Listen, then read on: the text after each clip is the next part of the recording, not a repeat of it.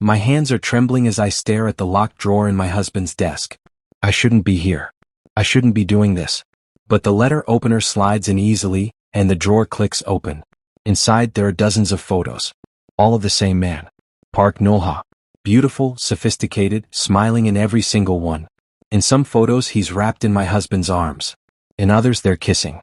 My husband has never smiled at me. Not once. I hear footsteps in the hallway. My heart stops. I slam the drawer shut just as the door opens. But I'm getting ahead of myself. Let me tell you how I ended up here, married to a man who looks at me like I'm a ghost. 3 months earlier. The wedding march plays and I walk down the aisle 7 months pregnant, my omega body swollen and aching. Every step feels like a betrayal to the foolish dreams I once had about love and marriage. Kang Myeong-hwan stands at the altar in a perfect black suit, his alpha presence commanding the entire room. He's devastatingly handsome, sharp jawline, cold dark eyes, the kind of face that belongs on magazine covers. But when I reach him, those eyes slide past me like I'm made of glass. Invisible. Repeat after me, the officiant says. I, Kang Myeong-hwan. I, Kang Myeong-hwan, he says flatly, his voice empty of emotion. Take Baek Dal-su as my lawfully wedded husband. My throat closes. I force the words out. I, Baek Dal-su, take Kang Myeong-hwan as my lawfully wedded husband. The lie tastes bitter on my tongue. He doesn't want me. I know this. Everyone knows this. One night. We had one night together 3 months ago at a business charity gala. I was working as a server. He was drunk, grieving something I didn't understand. We ended up in a hotel room and for those few hours I felt wanted, desired, loved even. Then I never saw him again. Until the pregnancy test showed positive. His family found out. My family found out. And suddenly, I was being fitted for a wedding suit while my omega body betrayed me with morning sickness and swollen ankles. You may kiss, the officiant announces. Myeong-hwan's jaw tightens. He leans in, pressing his lips to mine for exactly 1 second. Feels like kissing marble. Cold. Hard. Lifeless. The guests applaud. I smile for the cameras, my hand resting on my belly where our baby kicks, and I wonder if I've just made the biggest mistake of my life. The mansion. This will be your room, Myeong-hwan says, opening a door in the east wing of his massive estate. The room is beautiful, cream walls, silk curtains, a 4-poster bed. It's also as far from the master bedroom as possible. Where will you sleep? I ask, though I already know the answer. The west wing. He checks his watch. I have work. The housekeeper will help you settle in. Myeong-hwan, wait. I reach for his arm. He steps back like I've burned him. Don't touch me. The words hit like a slap. I pull my hand back, cradling it against my chest. I thought maybe we could talk. About the baby. About us. There is no us, Dal-su. His voice is ice. This marriage is a legal arrangement. Nothing more. You'll have everything you need materially. But don't expect anything else from me. He walks away, leaving me standing in that beautiful, empty room, feeling more alone than I've ever felt in my life. 2 weeks later, the birth. The contractions start at 2 a.m. I stumble down the hallway, gasping, clutching my belly. Myeong-hwan. Myeong-hwan, please? I pound on his door. No answer. I try the handle, locked. The baby's coming. I sob. Please? Silence. The housekeeper, Mrs. Kim, finds me collapsed in the hallway. Mr. Kang left for a business trip this morning, she says gently. Come on, dear. I'll drive you to the hospital. I give birth alone. Well, not completely alone. Mrs. Kim holds my hand while I scream and push and cry. But when my son finally arrives, pink and wailing and perfect, the space beside my hospital bed where my husband should be standing is devastatingly empty. What will you name him? The nurse asks. I look at my baby's scrunched up face, his tiny fists waving in the air. CEO Jun-bom, I whisper. Spring wind. Because I hope he brings warmth to our cold house. Jun-bom looks up at me with dark eyes, his father's eyes, and my heart breaks and mends simultaneously. Back to the present, the discovery. 3 days after Jun-bom and I come home from the hospital, I finally see my husband again. I gather my courage and bring the baby to his study. Myeong-hwan. I knock softly. I want you to meet your son. Come in. He's sitting at his massive desk, laptop open, barely glancing up. I walk closer, Jun-bom bundled in blue blankets in my arms. This is Jun-bom, I say, my voice shaking. He has your eyes. Myeong-hwan looks at the baby for 3 seconds. 3 seconds. Then his gaze returns to his computer screen. The nanny starts tomorrow, he says. She comes highly recommended. Something inside me crumbles. You don't even want to hold him? I have a conference call in 5 minutes. I stand there, frozen, tears burning my eyes. Then I turn and walk out. That's when I see it, the drawer slightly ajar in his desk. That's when curiosity and desperation drive me to return later, when he's gone. That's when I find the photos of Park Neul-ha. And that night, I hear him on the phone in his study. I stand outside the door, Jun-bom sleeping against my chest, and I listen to my husband's voice, soft, warm, everything he's never been with me. I never wanted this, he says. You know who I really... The bottle I'm holding slips from my hand, clattering against the marble floor. The call ends abruptly. Footsteps approach the door. I run back to my room, my heart pounding, and I realize, I'm not just invisible to Kang Myeong-hwan. I'm the obstacle standing between him and the person he actually loves. Jun-bom's fever is 104 degrees Fahrenheit. His tiny body is burning in my arms, his cries weak and terrifying. I'm running down the dark hallway in my nightclothes, my bare feet slapping against cold marble. Myeong-hwan. I scream, pounding on his door with my fist. Please, our son is dying. The door opens. My husband stands there in silk pajamas, hair disheveled, eyes cold and irritated like I've interrupted something important. Like his son's life means nothing. Please, I sob, holding Jun-bom out to him. He needs a hospital. He needs. Call the driver, Myeong-hwan says flatly. That's what he's paid for. He starts to close the door. Something inside me shatters. 3 months into marriage. The crying starts every night at 3 a.m. Like clockwork. Jun-bom screams, not the normal baby crying, but these gut-wrenching wails that sound like he's in agony. The pediatrician says it's colic. It'll pass, she assures me. Usually by 3 months. But Jun-bom is 3 months old now and nothing has passed. I walk the hallways alone, bouncing him, singing lullabies until my voice cracks. Shush, baby. Mama's here. I've got you. The West Wing, where Myeong-hwan sleeps, is soundproofed. He installed the panels the week after we moved in. For work calls, he said. I know the truth. He doesn't want to hear his son cry. Tonight is particularly bad. Jun-bom has been screaming for 4 hours straight. My arms ache. My eyes burn. I haven't slept more than 2 hours at a time in weeks. The nanny only works daytime hours. I have boundaries, she'd said when I begged her to stay overnight. I stumble into the nursery and sink into the rocking chair, Jun-bom still wailing against my chest. Please, baby, I whisper. Please stop. Mama can't. I can't. My phone buzzes. A text from my best friend, UGWINUM. You okay? Haven't heard from you in days. I try to type a response, but my hands are shaking too badly. The phone slips from my fingers. Everything goes dark. The next morning, I wake up on the nursery floor, sunlight streaming through the windows. Jun-bom is crying in his crib, a different cry now, hungry and insistent. My entire body aches. How long was I unconscious? Dal-su. Dal-su. GWINUM bursts through the door, eyes wide with panic. He scoops up Jun-bom, then stares at me in horror. Oh my God. When's the last time you ate? Or slept? I try to stand, but my legs give out. I'm fine. I just need. You're not fine. GWINUM's voice cracks. He sits beside me, cradling Jun-bom expertly. Where the hell is your husband? Business trip. Tokyo, I think. Or maybe Singapore. I can't remember anymore. Myeong-hwan is always somewhere else. Anywhere but here. GWINUM's jaw tightens. Dal-su, listen to me. You can't do this alone. You're going to kill yourself. I'm not enough, I whisper, the words I've been holding inside for months finally spilling out. I can't do this alone, GWINUM. I'm failing.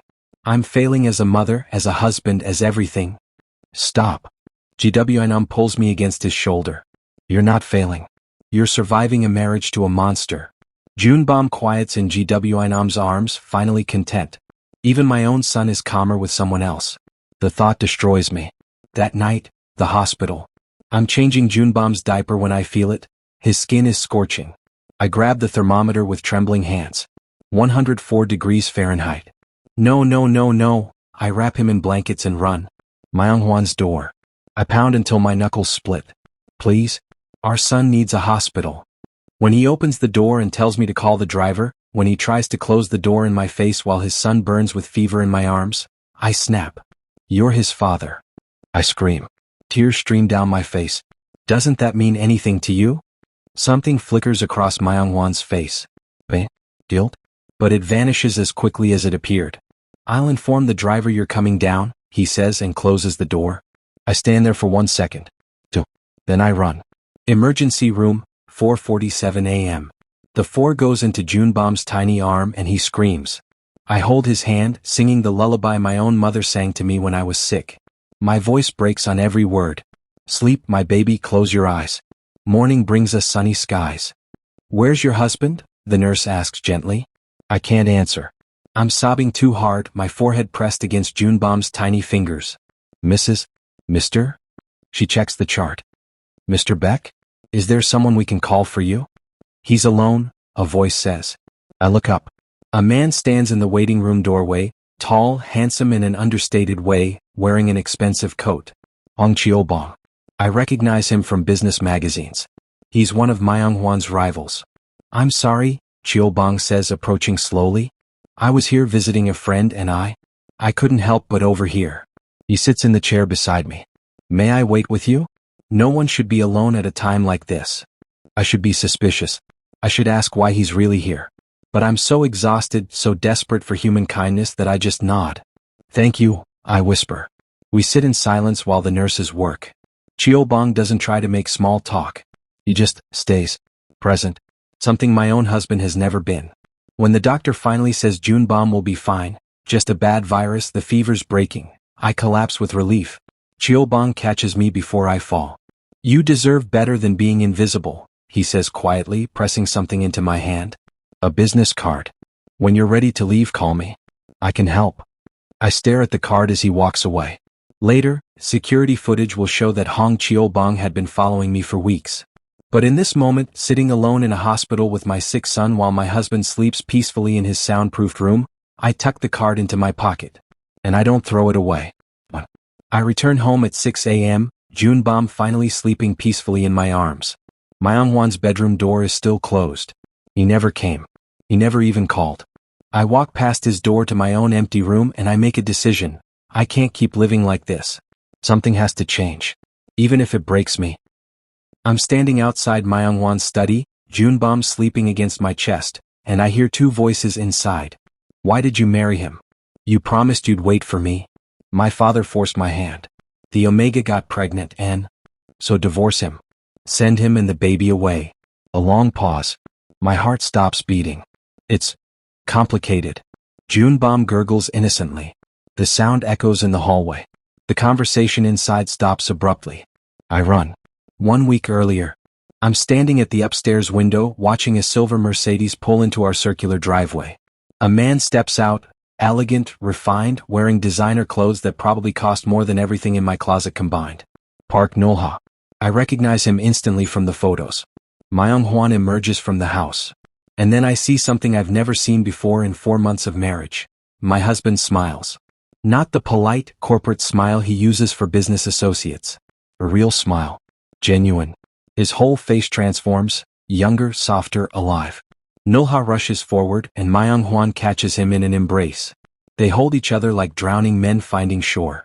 I watch from behind the curtain, Jun-bom in my arms, and feel my heart crack down the middle. Mama's been so stupid, I whisper to my son. I thought, maybe if I tried hard enough he'd eventually see me. But how can anyone compete with that? Jun-bom yawns, oblivious to his mother's breaking heart. The dinners begin. Neul-ha starts visiting regularly. Every evening he arrives at 7, and suddenly the mansion fills with laughter. Real laughter. Myeong-hwan becomes animated, gesturing with his hands, telling stories I've never heard. I'm not invited to these dinners. The first night, I dress Jun-bom in his nicest outfit and carry him downstairs. I thought, maybe we could join you? Myeong-hwan looks at me like I've suggested something obscene. Neul-ha and I have business to discuss. Oh. I shift Jun-bom in my arms. Maybe after? For dessert. We'll be working late. His tone is final. Dismissive. Neul-ha watches this exchange with barely concealed satisfaction, a small smile playing at his lips. I retreat to my room and eat instant ramyeon alone while my husband wines and dines the man he actually loves 2 floors below. 3 weeks later. It's 2 a.m. Jun-bom woke up hungry and I'm heating a bottle in the kitchen when I hear voices from the study. The door is slightly ajar. I shouldn't listen. I know I shouldn't. I listen anyway. I missed you so much, Neul-ha says. Every day in Paris I thought about you. I thought about you too. Myeong-hwan's voice is soft, tender. Every single day. My hand freezes on the bottle warmer. Then why? Neul-ha sounds close to tears. Why did you marry him? You promised you'd wait for me to finish my degree. You promised? My father found out about us. Myeong-hwan's voice turns bitter. He threatened to destroy your family's company if I didn't fix my deviant behavior. Then that Omega got pregnant from one drunken night, and father saw his opportunity. He forced the marriage, threatened to ruin both our families if I refused. So divorce him, Neul-ha pleads. Send him and the baby away. Your father can't control you forever. The silence stretches. I hold my breath. It's complicated, Myeong-hwan finally says. The baby is innocent. And Dal-su, he hasn't done anything wrong. He exists. Neul-ha's voice rises. He's in your house, sleeping in your bed. He's not in my bed, Myeong-hwan interrupts quietly. He's never been in my bed. This is a legal arrangement, nothing more. But you're bound to him. Married. While I have to hide in the shadows like some dirty secret. Jun-bom chooses that moment to whimper. The sound cuts through the silence like a gunshot. Did you hear something? Neul-ha asks. I grab the bottle and run, my heart pounding so hard I think it might explode. The breaking point. I can't sleep. I lie in bed, staring at the ceiling, replaying those words over and over. That Omega got pregnant. Like I'm not even a person. Just an inconvenient problem to be managed. At dawn, I make my decision. I pack a small bag, just essentials for me and Jun-bom. Diapers, formula, a few changes of clothes. I write a note with shaking hands. Jun-bom and I will stop being your burden. You'll be free to be with who you really love. Goodbye, Kang Myeong-hwan. I strap Jun-bom into his carrier, sling the bag over my shoulder, and walk down the grand staircase for the last time. Myeong-hwan is standing at the bottom. My heart stops. What are you doing up? I could ask you the same thing. His eyes drop to the bag, the carrier, the note clutched in my hand. Where are you going? Away. My voice is steady. I'm setting you free. You can have your park, Neul-ha. You can have your perfect life. Jun-bom and I will disappear. Dal-su. Don't. Tears finally spill down my cheeks. Don't pretend you care. I heard you last night. That Omega got pregnant. Like I'm nothing. Like our son is nothing. We're just obstacles in your way, right? Something shifts in Myeong-hwan's expression. He looks at me, really looks at me, for the first time since our wedding day. You don't understand, he starts. I understand perfectly. I try to move past him. Excuse me. He blocks my path. You can't leave. Watch me. We stand there, locked in a standoff, Jun-bom sleeping peacefully between us. Then we hear it. A crash from upstairs. Running footsteps. The nanny screams, Kang. The baby's room. We both freeze. Jun-bom is right here, I say slowly. Myeong-hwan's face goes white. We run upstairs together. The nursery window is wide open, curtains billowing. Jun-bom's backup blanket, the one I'd left in the crib, is gone. On the pillow there's a note in cut-out magazine letters. Pay 10 billion won or never see your son again. Hong Chio-bong. I look down at Jun-bom in the carrier, then at the note, then at Myeong-hwan. They don't know I was leaving, I whisper. They think they took Jun-bom. Myeong-hwan grabs the note with trembling hands. His finger traces the edge of the paper, then stops. He lifts it to his nose. This smells like... His eyes widen. Jasmine perfume. Neul-ha's perfume. We stare at each other, the horrible truth dawning simultaneously. They're working together, I breathe. The man I was running from and the man I thought was helping me, both wanted me gone. And they were willing to take my son to do it. The warehouse is dark, abandoned. Rain pounds the metal roof like bullets. Through the grimy window I see him, Jun-bom, crying in a portable crib, alone. Wait for the police, Myeong-hwan hisses, grabbing my arm. I shake him off. That's my son. I kick the door open and run inside. A figure steps from the shadows, gun raised. Hong Chio-bong smiles. Right on time, Mr. Baek.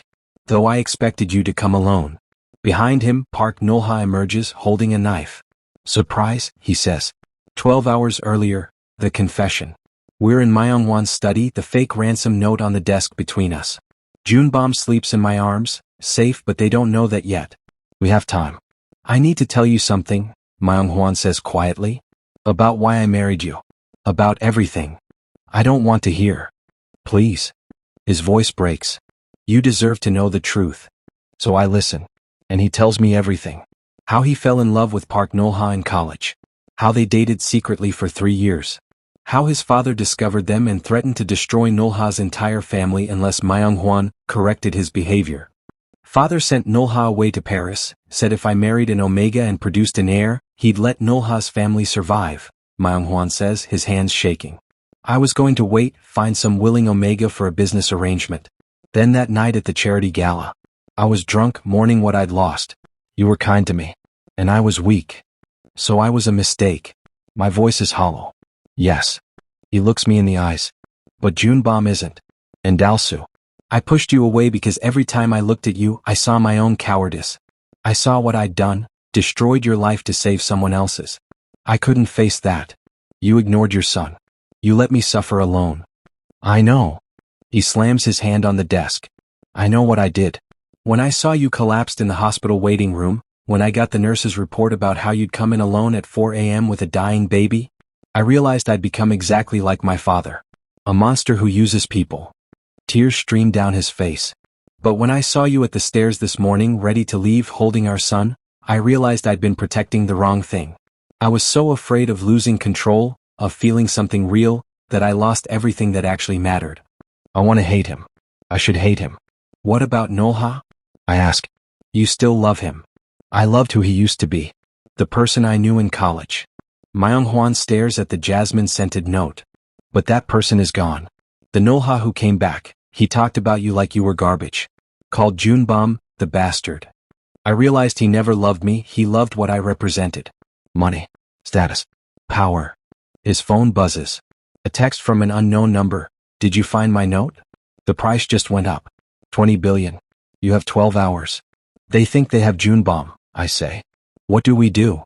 Myeong-hwan looks at me and for the first time I see him clearly. Not the cold alpha. Not the distant husband. Just a broken man reaching for redemption. We get our son back, he says. Together. The warehouse present. Where's the money? Cheol-bong demands, gun steady. Where's my son? I counter, even though Jun-bom is safe at the mansion with GWI-nam and police protection. Neul-ha laughs. Your son? He was never yours, Dal-su. You're just the incubator. A cheap omega who trapped an alpha with a pregnancy. Enough. Myeong-hwan steps forward. This was never about the baby. This is about me. Finally. Neul-ha's mask drops completely. Yes, it's about you. You were supposed to be mine. We were supposed to build an empire together. But you chose him. He points the knife at me. Some nobody omega over everything we could have had. I didn't choose him, Myeong-hwan says quietly. I was forced into the marriage. Then why not divorce him? Neul-ha screams. I came back for you. I gave up Paris, my degree, everything. And you still won't leave him. Because I'm a father now. Myeong-hwan's voice is steel. Because that nobody omega sat alone in a hospital at 4 a.m. while his son almost died and I wasn't there. Because he's been raising our child alone while I hid like a coward. Because he deserves better than what I've given him. Cheol-bong cocks the gun. How touching. Now the money. Police sirens wail outside. You called them? Neul-ha shrieks. We never had your son, I say, pulling out my phone, showing the live feed from the mansion. Jun-bom sleeping safely in his crib. This was a trap. Everything happens fast. Cheol-bong tries to run. Neul-ha lunges at Myeong-hwan with the knife. I throw myself between them. The blade slices my arm. I scream. Myeong-hwan catches me as police flood inside, tackling both men to the ground. In the rain. Outside, rain pours from black skies. Myeong-hwan holds pressure on my bleeding arm, his face pale with terror. I'm okay, I gasp. It's shallow. I'm okay. You're not okay. You could have died. Why did you do that? Because Jun-bom needs his father, I say simply. Even if you don't love me, he deserves to know you. Myeong-hwan pulls me against his chest, and for the first time since our wedding night, he holds me like I matter. Like I'm real. I'm sorry, he sobs into my hair. I'm so sorry I made you invisible. I see you now, Dal-su. I see you. Do you? I pull back, searching his face. Really see me? Or just your guilt? Both, he admits. But I want to try. To be the husband and father you both deserved from the beginning. If you'll let me.